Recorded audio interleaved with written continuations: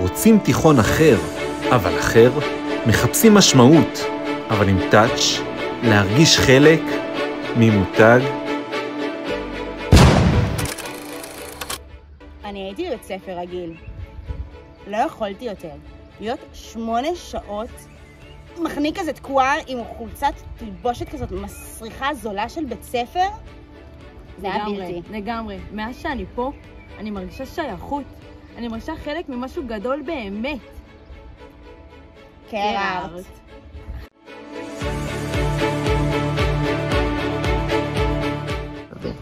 המקום הזה נוסד באמת מצד אחד זיהינו צורך של החבר'ה, של הנוער הצעיר, באש, במדורה, בדברים כאלה של פעם, שהיו עושים פעם.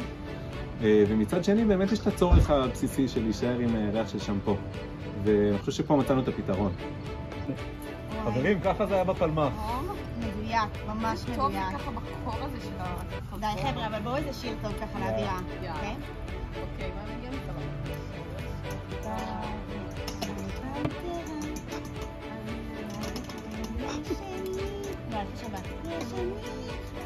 וואי, תוסיף חשמל, קר פה. וואי, ממש, טוב, אני אגביר, מה? נראה לי יש הפסקת חשמל, תקשיב. לא, הנה. זה כזה קר. הכל טוב, יא. איך הרצל אמר? אם לא תוותר לעצמך, מי יוותר לך?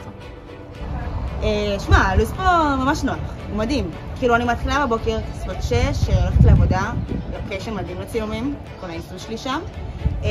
ואז אני חוזרת, מתקלחת, הולכת לחדר אוכלת קצת כזה, חוזרת מתקלחת, הולכת לנענם קצת בלימודים, ככה מקלחת טובה, ואז יש לי כזה זמן לדאוג לאחריות האישית שלי, כאילו. מה האחריות שלך? מה זאת אומרת? עצמי. אנחנו ממש מאמינים בכאילו מרחב הנוחות של כל אחד, אני ממש דואגת לזה, יש פה דגש שזה ממש. יואו, אני לא מאמינה, שימו לי את הפטה שלי, איזה... וואי, מעצבנים. טוב, נאכל קממבר. בנות, של מי הקממבר? תשמע, מה אני אגיד לך? אחרי שנים של ניסיונות, אני באמת חושב שיש פה בשורה לדור הצעיר. תוכנית שוואלה, תוכנית נוחה. וואלה, תוכנית שמתאימה לאנשים שיש להם חיים מחוץ לתוכנית. שמע, אני מרגיש עטוף פה, אני מקבלת כל מה שאני צריך. הקפצה לחומוס, הקפצה לכושר, שטלים בתוך כדורים, מה שאני צריך. רגע, חכה שנייה, שלא תברח לי. אוריה, יאללה, איזה נהגת, וואי, אין עלייך, מדריכה הכי טובה, מה, לאן את עושה? מה, לאן?